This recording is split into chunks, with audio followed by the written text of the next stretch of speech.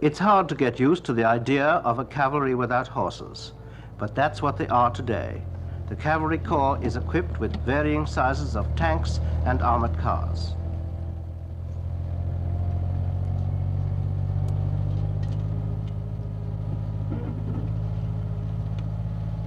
It's in the Glen of Imaal that the cavalry units go for their firing practice and tactical training. But don't worry about the sheep. The sheep in the Glen of Imaal are battle-trained by now.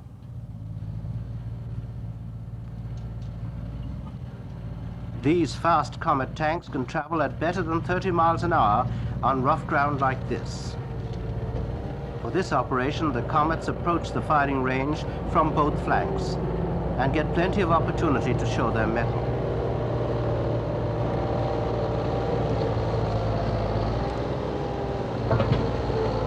One of the protective features of a tank column is smoke screening.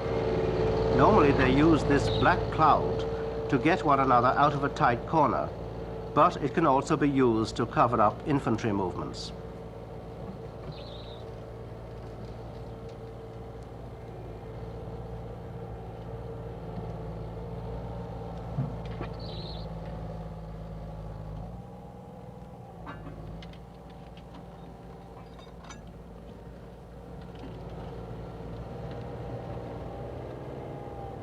When the tactical exercises are over, the armored squadrons begin to converge on the firing range.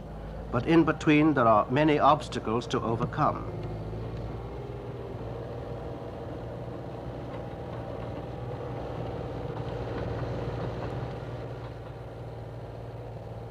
Comets are adept at crossing small streams, descending and climbing steep banks, and they are readily maneuverable despite their 37 tons.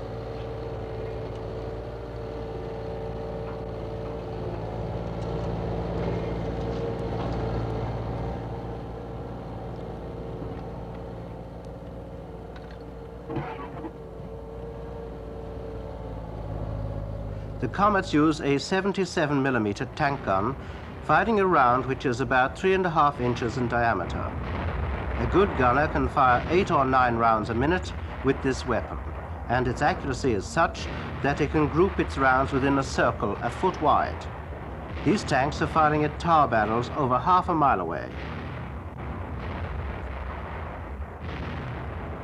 The purpose of the muzzle brake, the apertures at the muzzle of the gun, is to reduce the shock of recoil of this weapon. This is invaluable in any vehicle of this sort because of the size of the turret.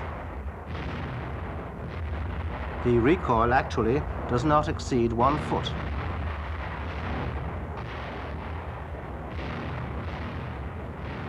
When the tanks have had their say, the armored cars get their turn. This time the weapons don't have the same bark, but they do have an equal bite. These cars are Swedish Landverks.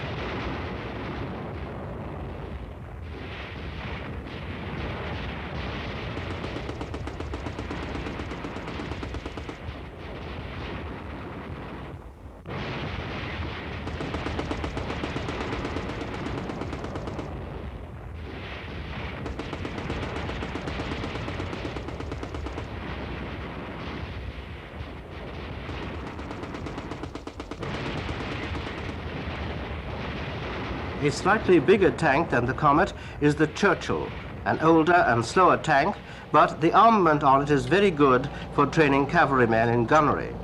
The Glen of Imaal exercises follow a long period of preparation by the officers, NCOs and men of the Corps, but always it's necessary for fitters, electricians and a host of other backroom boys to keep the vehicles in tip-top condition to meet the stresses and the strains of gunfire and rough going.